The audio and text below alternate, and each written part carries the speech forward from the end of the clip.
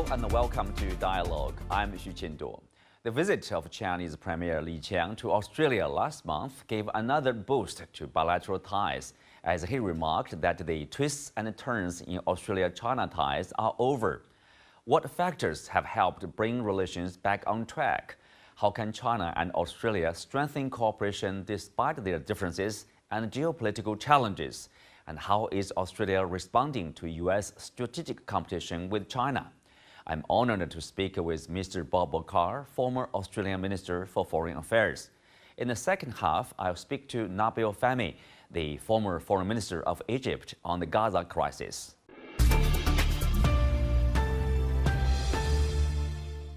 Welcome to Dialogue, Mr. Carr.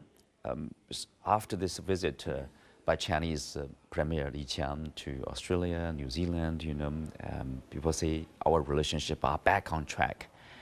What's your take on that? Oh, very positive. I think Premier Li made some very good points. So did the Australian Prime Minister Anthony Albanese, and both can say that we've now got a good, solid, resilient working relationship. Given the importance of China to Australia as a vast export market, China takes up to 45% of everything Australia exports, and the tax on those exports fills the Australian budget and enables us to do things on disability assistance or defence preparedness. It's just very good that we now have a working bilateral relationship. Mm-hmm. So what's the next step in order to maintain such a momentum? Yeah, I think we can work on expanding the scope of the free trade agreement. I think we can work on easing China's entry into the Pacific Free Trade Agreement. I think we can talk candidly to one another about security issues. I think Australia should be planting with China and with the US, our great ally, the idea of a détente between China and the US, because it's in Australia's interest, it's in the interest of every other nation in the Asia Pacific, that there be peaceful resolution of differences between the world's prevailing power, America, and the world's rising power, China. You mentioned about this Pacific Rim Free Trade Agreement. I think you are referring to the CPTPP. What's the attitude of Australian government? Is Australia supportive of Chinese application to join, to be part of CPTPP? I think they're supportive. They've probably made noises about conditionality, but Australia has got a big stake in more free trade. We're a trading nation, a middle power, and Australia views with a great deal of concern the rise of more protectionist sentiment in the United States. Our Foreign Minister Penny Wong put it like this. She said, economic engagement in the Asia Pacific, and she was talking specifically about economic engagement with China, is not just good for mutual prosperity, it's good for peace. It's an investment in peace, and that's the Australian approach, and it's different from the American approach. And when it comes to strengthening the WTO, resisting protectionist pressures, Australia and China are as one, and that's very significant if you think about it. Australia is a very explicit, upfront ally of the United States. With the US on security questions, but you've got an American ally in Australia saying we're close to China when it comes to opposing protectionism. You see, Australia is opposed to the banning of TikTok. Right. So we're not going along with American populist, the US congressional and also no populism. Tariffs on Chinese EVs. Yes, that's right. We want them for our consumers. Right. We want them because we desperately need to expedite the shift in Australia to EVs.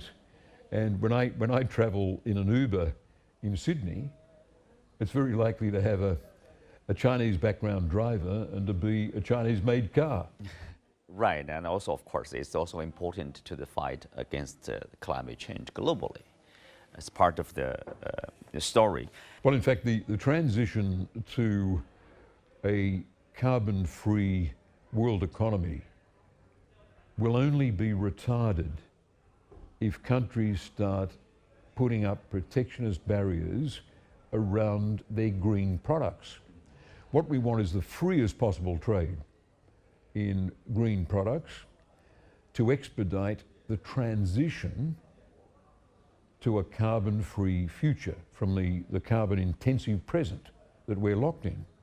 We'll speak of the next steps between China and Australia. You know, China offers this unilateral visa-free treatment for Australian citizens for 15 days.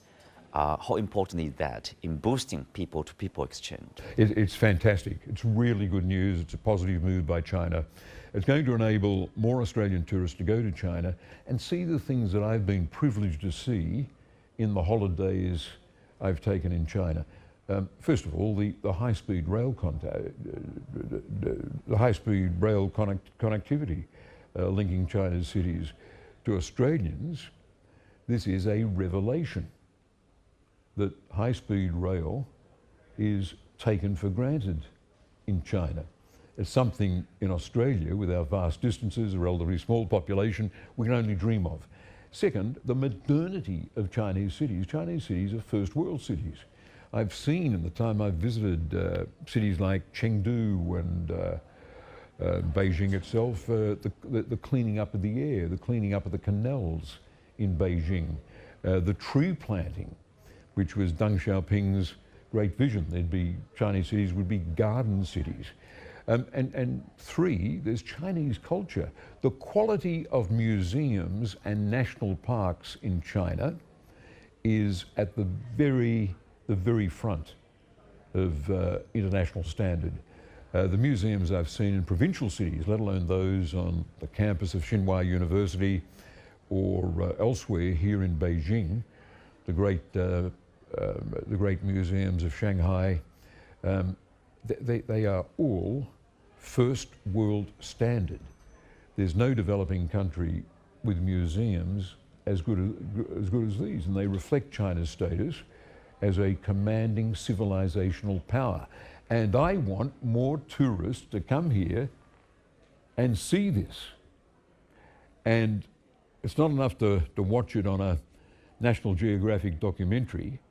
You've got to do what I've done, and that is go to a World Heritage listed national park in China, in Sichuan, for example, and walk the steps through a Taoist temple, through old growth forest to the very summit and look at the pagoda. And then you appreciate that China has the most sophisticated standards of environmental protection and management. Tourists from America, as well as from Australia, from all of Europe, would be educated by seeing it. Mm-hmm. Of course, that will help, dispel this kind of sometimes misperception, out of the media coverage of China. Well, the anti-China obsession in Western media, it's been very bad in Australia, has created a entirely mythical image of China. No one who indulged, very many of the journalists who've indulged this have never been to China. The modernity, the competitiveness, the first world status, the recruitment of hundreds of millions of people to middle class income, this would be something beyond their understanding.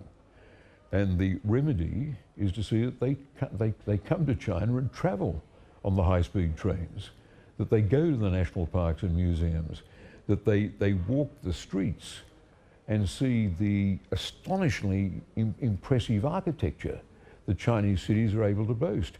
Sustainable buildings too, environmentally sustainable buildings. Right, traditionally, of course, there's a kind of, let's say we are on good terms, but still there's a concern, or sometimes with, anyway, from the media, sometimes from the political scene, or there's a China challenge, to Australia. But now, because of the U.S. approach toward China, is changing, abandoning engagement, choosing to say strategic competition. Does that somehow put Australia in the middle of, the kind of tension? It does. There is American pressure on Australia to be an ally, but Australia's got to make it clear to our friends in the United States that détente between China and the US is in everybody's interests. We've got to make it clear to America that America would not benefit from a descent into war between itself and China. There would only be losers in what Henry Kissinger, the great former Secretary of State, branded as a total catastrophe. And I think allies of the United States, Australia and Japan, partners of the United States, like India, ought to make it very clear to their American friends that America does not have to be paranoid and see every development in East Asia as a threat to its primacy. If America reaches the state where everything that happens is construed as a threat to American primacy, then everything becomes a security challenge, and America's judgment will be bad. Right, and particularly in the probably trade and investment area. For example, if Trump comes back to the White House, which is likely, given what's happening in the US, so imposing more tariffs on Chinese goods and probably goods from every country, like 10%. What will be the response from Australia?